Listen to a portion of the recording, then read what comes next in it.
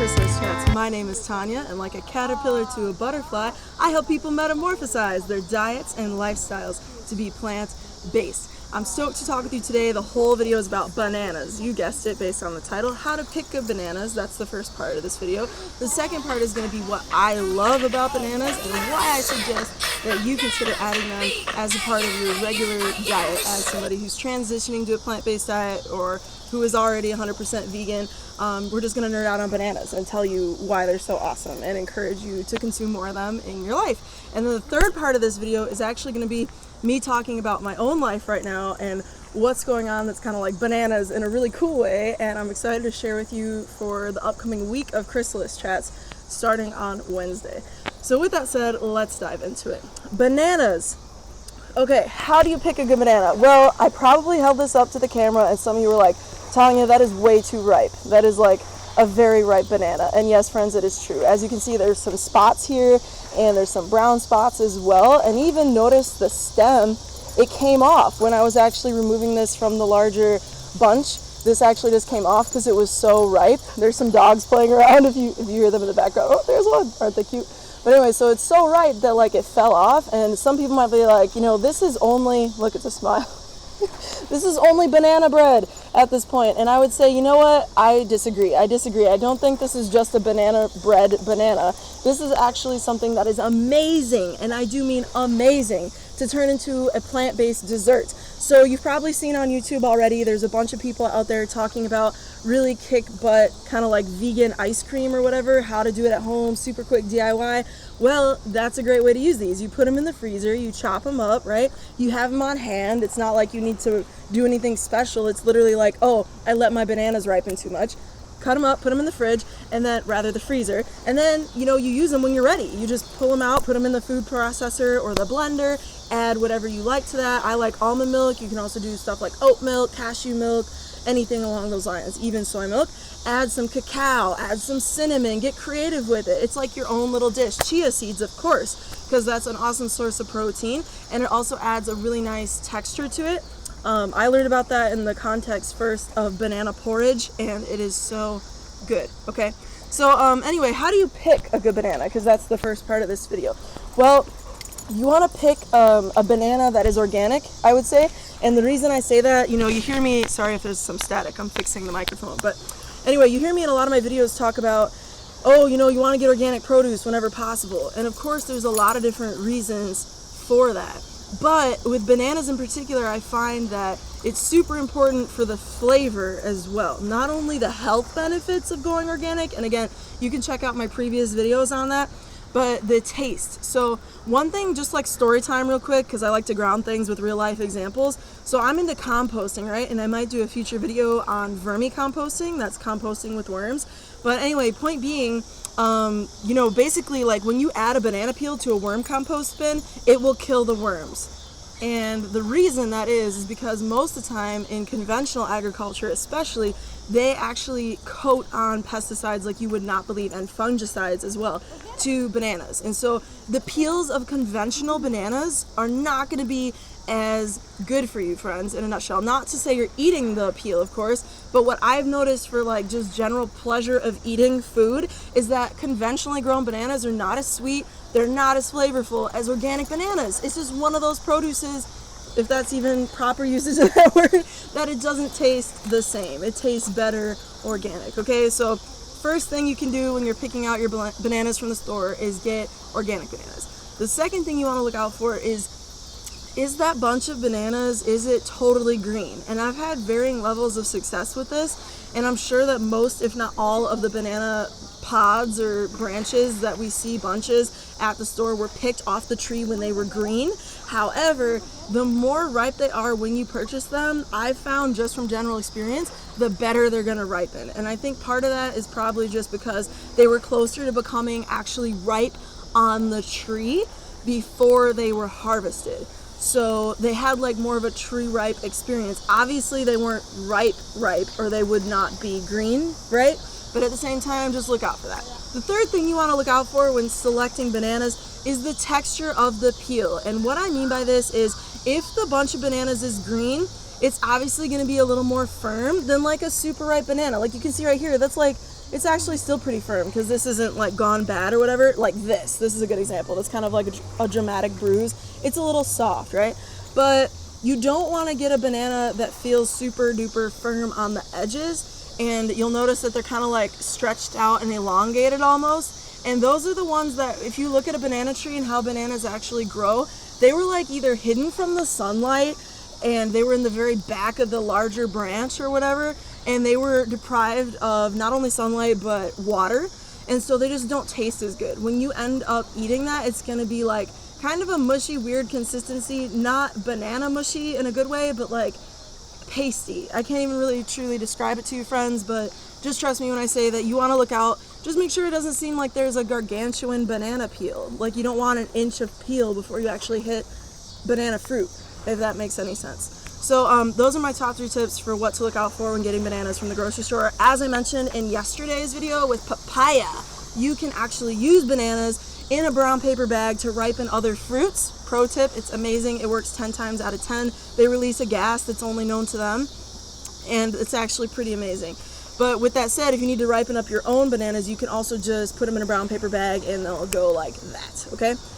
It also avoids like fruit flies and stuff from coming in, which I think is personally a great thing because I don't personally enjoy fruit flies, despite being vegan. So anyway, my second part of this video is why I love bananas and why I suggest that you incorporate them into your diet. Well, fun story time. When I was in high school, I played soccer. I was really into football. And so anyway, I had this coach, and he was actually from Jamaica, and he was like, at the time I went by Tony, and he's like, Tony, all you need to eat as a soccer player, all you need to eat is bananas and honey. And that was it, bananas and honey. And it was like this really intense statement, but the man was ripped. He was an amazing footballer or soccer player for those of us who still call it soccer. But anyway, amazing soccer player. But the point is, bananas are a powerhouse for a lot of nutrients. And not only that, outside of all those nutrients, and you could look them up accordingly if you wanted to really nerd out further on them, but it has potassium, and potassium is so important for your body for so many reasons. It's actually technically an electrolyte, and so it has a lot to do with how your body not only metabolizes food and energy and converts that into what you're doing with your day-to-day self, but it also has to do with your brain function and with just your general energy levels and how you feel. Another cool fact about bananas is that because of the potassium that we were just talking about, it reduces muscle cramps. So if you're working out a lot, or if you just have a lot of muscle cramps because of it's just how your body is, you can eat some bananas and it's gonna help. The third thing that's super cool about bananas and health is that they regulate your digestive system. So whether or not, say hypothetically, like I've heard from a lot of people, especially if you're just transitioning to a plant-based diet, you might have issues with going to number 2 to the restroom, right? So you might have issues regulating your waste system, and bananas will help you with that. Just as much as on the flip side, if you're going number 2 too often, okay, bananas are gonna help you regulate that. So it literally brings people from the poles of your digestion to a center, okay? And they're amazing. I mean, they're amazing. They're full of all these nutrients, they have all these benefits, and they taste awesome, and they're a good base to desserts, as I mentioned earlier with that vegan ice cream, okay? So those are some of my tips for you on that. So now we're going to transition into the third part of the video. So this is not my typical Chrysalis chats format. So if you're like, lady, I'm in it for the bananas, I wanted to hear what you had to say about that. Deuces, much love, thanks for joining me. If you are wanting to stick around, I'm going to share a little bit about what's been going on in my life, and I have an exciting announcement if people want to kind of follow me through my journey here, which I'm pretty pumped about. I am actually on vacation right now, and I'm going to Colorado next Wednesday, and I'm super pumped about it. And it's my first trip out there. My best friend from childhood, we go way back, she's out there, she's living with her boyfriend, and we're gonna explore everything there is to see within a week's time, of course. And I'm hoping to meet some really cool vegans out there. I've already started posting in some of the little Facebook groups to see if there's any vegan athletes out there who want to have an interview on Chrysalis Chats. I would love to feature you, your story, your journey to veganism, and how your life as an athlete has been influenced by a plant-based diet. I'm so stoked. I already have a couple people I've been talking with, so if you are a friend or a vegan athlete in Colorado and you're watching this, please do reach out. So with that said, I am going to be vlogging. I'm going to be kind of sharing just little parts of my journey as I can. I definitely want to focus on it as a vacation experience, but I also feel like it's a cool opportunity for the Chrysalis Chats community here to just kind of like see what I'm up to and break up the Chicago Lake background for a while. And yeah, we'll see what that's about. I'm really excited. I'm a little nervous, to tell you the truth.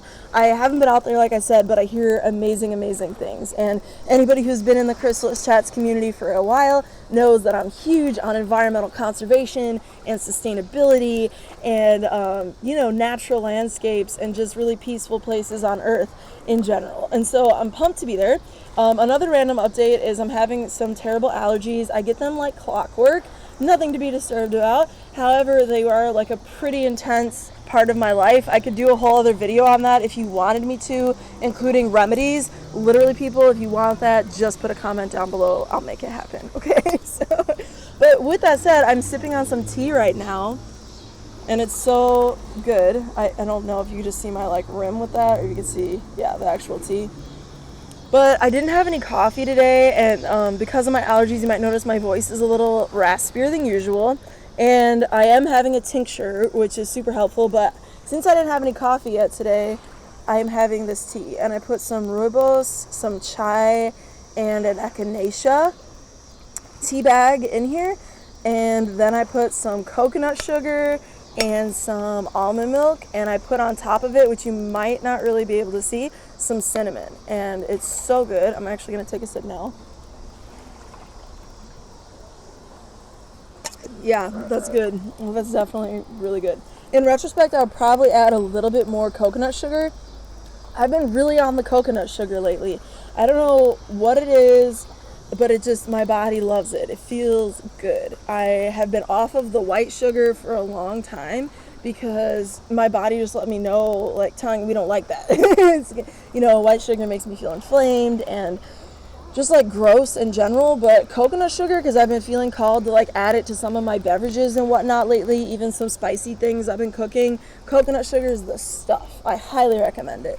So with that said, I have some posts on my blog, which is chrysalisandcocoon.com. I've been putting up a lot of recipes lately, so if you want to see, I'll probably actually put up that tea recipe, but if you want to see a bunch of recipes on there, I've been putting all sorts of my favorite vegan things, and I tend to actually like make my own food. I personally don't use a lot of recipes unless it's to bake something, because you need to have a little more specific directions sometimes for that to actually work out right.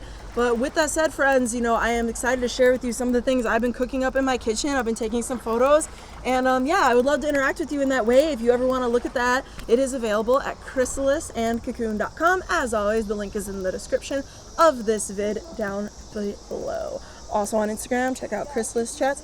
And if you enjoyed this video, before we wrap it up here, be sure to give it a like. I would so appreciate it. Put a comment. Do let us know what was useful, what was interesting, what you learned about bananas, what you like to do with bananas, a funny banana story, whatever it is. Let's keep the theme banana-matic. Maybe you're like a Gwen Stefani person and you're like, this shit is bananas. Because it is, right? So much of this is bananas. But with that said, friends, much love to you. Thank you so much for supporting Chrysalis Chats. At the time that I record this, we're at like 52 subscribers, which I'm thankful for every single one of you. And,